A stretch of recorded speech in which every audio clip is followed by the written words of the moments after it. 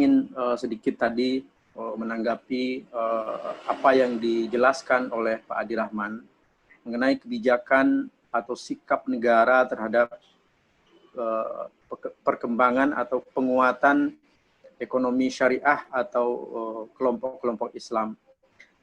Apa yang dilakukan oleh Orde Baru di masa politik akomodasi pada tahun 97 itu merupakan bagian dari upaya pemerintah untuk merangkum umat Islam untuk memperkuat posisi politik yang saat itu memang mengalami keterpojokan akibat tekanan birokrasi dan korporasi.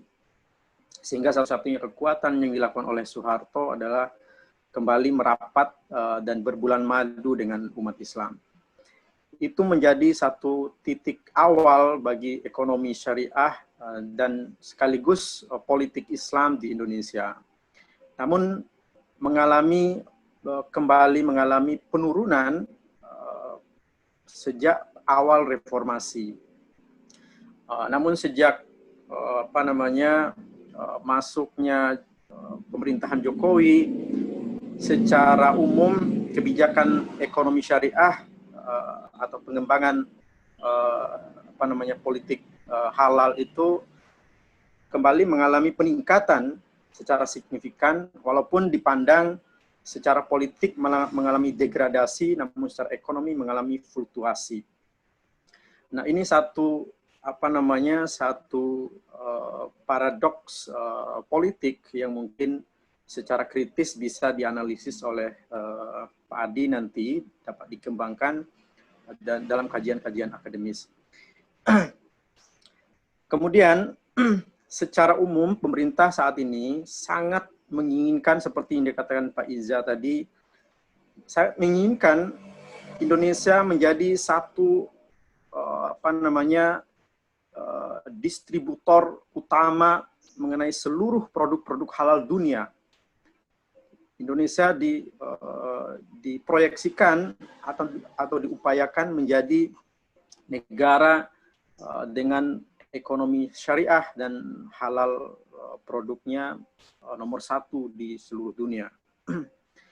Namun kebijakan ini tidak dapat terrealisasi secara maksimal jika tidak didukung oleh seluruh komponen dan stakeholder, terutama pada pemerintahan internal pemerintahan baik pusat maupun daerah. Bagaimana respon atau kebijakan yang coba diambil baik pemerintah pusat maupun pemerintah daerah dalam upaya penguatan UMKM, terutama khususnya di sektor UMKM ini. Pada prinsipnya, selama COVID-19 ini, pemerintah, hal utama dalam proyek PEN itu, pemulihan ekonomi nasional, hal utama yang dilakukan oleh pemerintah adalah pemulihan UMKM.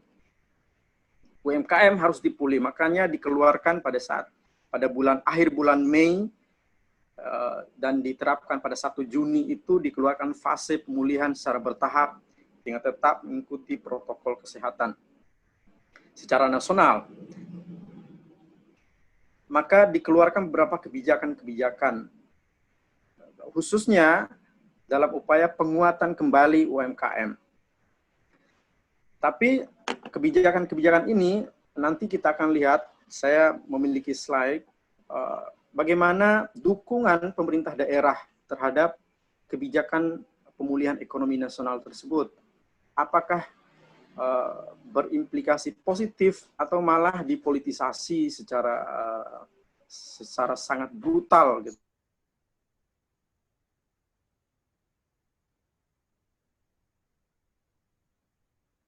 Menghadapi pemilu kada gitu.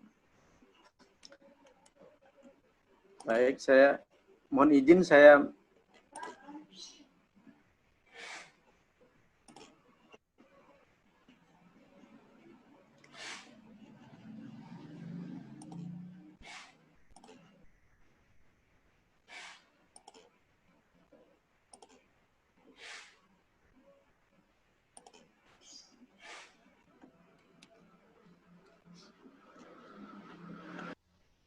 seperti yang dijelaskan oleh Pak Adi tadi memang benar. Saat ini sektor yang paling terdampak COVID-19 adalah rumah tangga, koperasi dan UMKM dan pariwisata yang paling pertama dan terdampak terhadap COVID-19. Nah, perbandingannya tahun 1998 banyak perusahaan besar yang tutup, banyak bank bangkrut, pabrik gulung tikar segala macam. Namun penyangga ekonomi dan krisis pada waktu itu adalah UMKM, terutama ultramikro.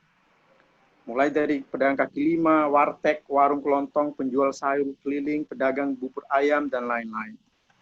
Namun sebaliknya, saat ini memang banyak pabrik, kantor, bank, mal, bioskop, tempat hiburan semua tutup. Terjadi PHK 19 juta jiwa, defisit mencapai 1.000 triliun. Namun sekaligus menyapu kekuatan UMKM. Bahkan data yang kami kumpulkan pada selama April sampai Mei,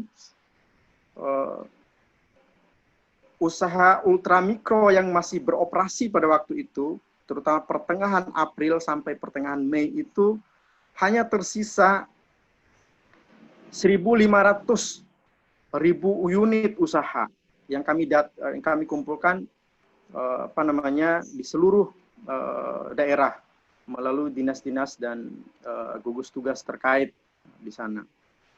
Nah, ini menunjukkan bahwa ekonomi Indonesia di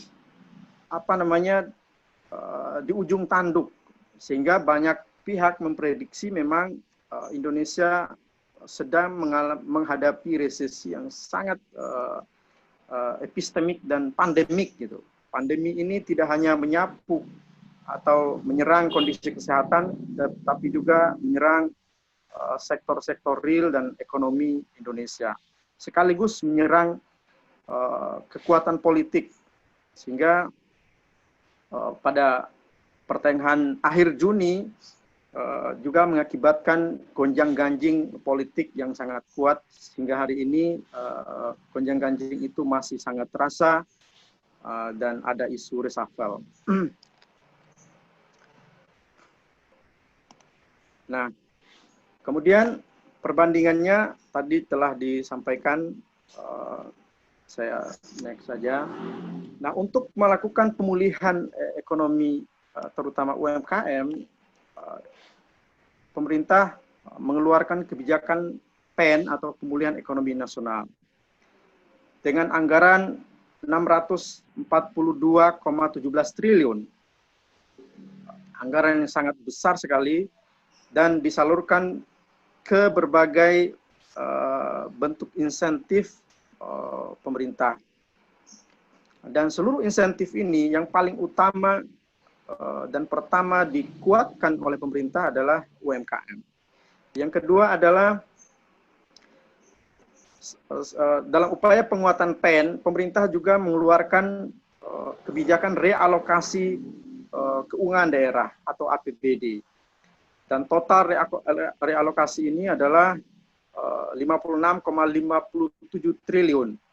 Dan hingga hari ini masih banyak beberapa daerah yang belum melakukan realokasi anggaran untuk penanganan pemulihan ekonomi.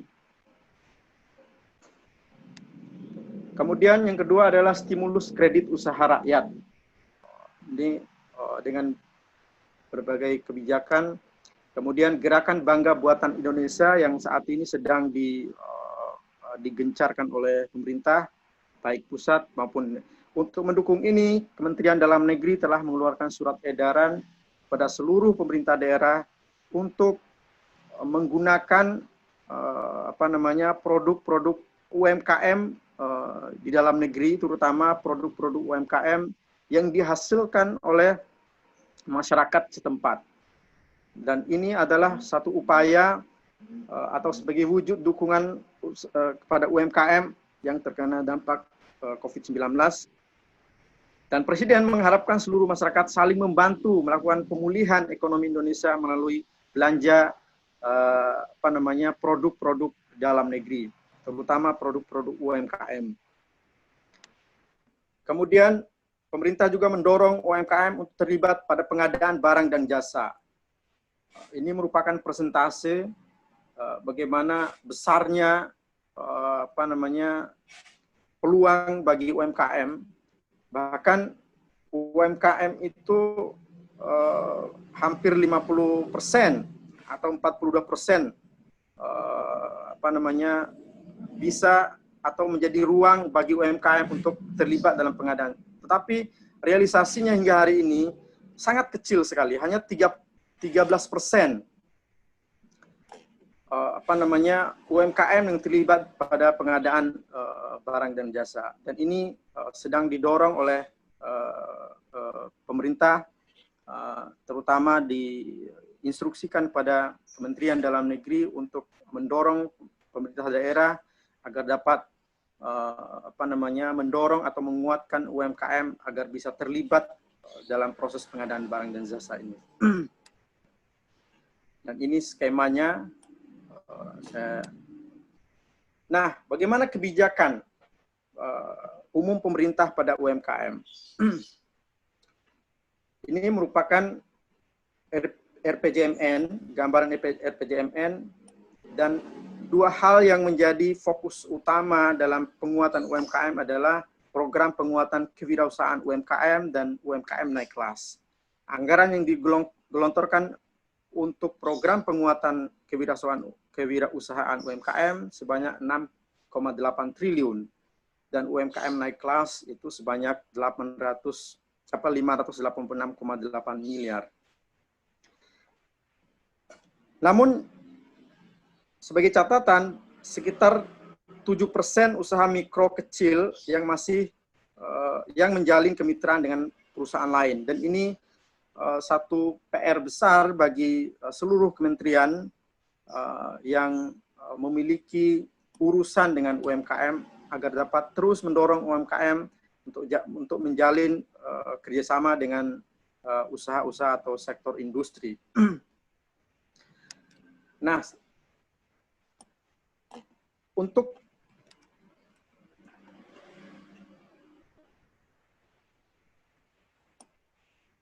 diketahui Bapak Ibu sekalian,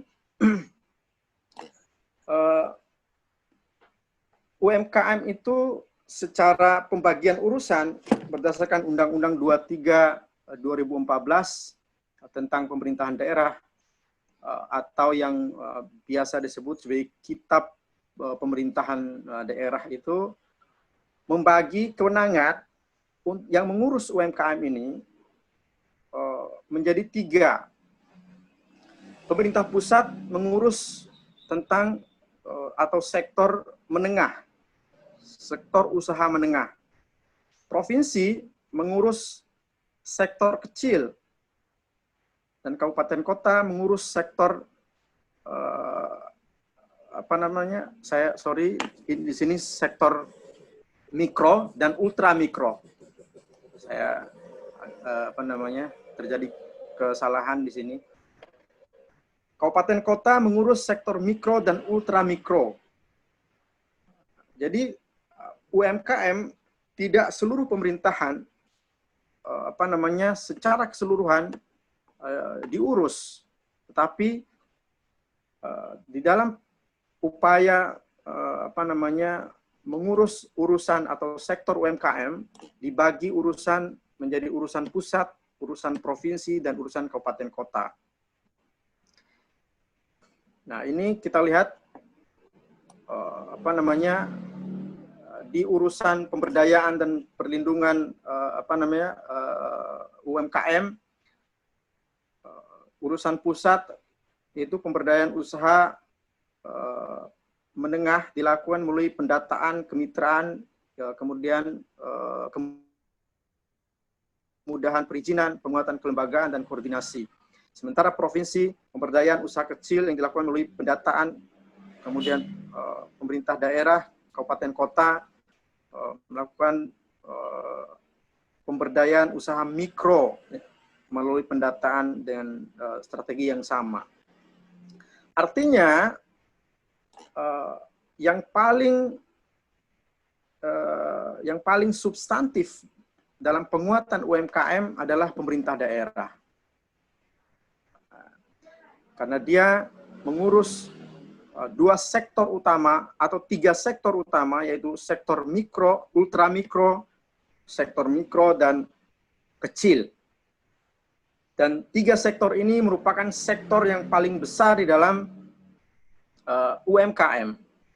Sehingga jika umpamanya pemerintah daerah tidak secara sungguh-sungguh memberikan dukungan kebijakan yang positif dalam penguatan UMKM, maka mustahil pemerintah pusat dapat secara maksimal melakukan penguatan dan pengembangan UMKM.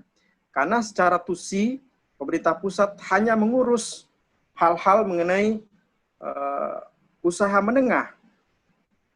Itu pun hanya bersifat kebijakan keuangan dan strategi pengembangan. Secara teknis akan dikelola dan diurus oleh lembaga teknis atau kementerian teknis. Nah, bagaimana keberpihakan pemerintah daerah terhadap UMKM? Nah, UMKM menjadi instrumen, benar apa yang dikatakan Pak Adi tadi, UMKM menjadi instrumen utama kampanye politik saat pilkada dan pileg.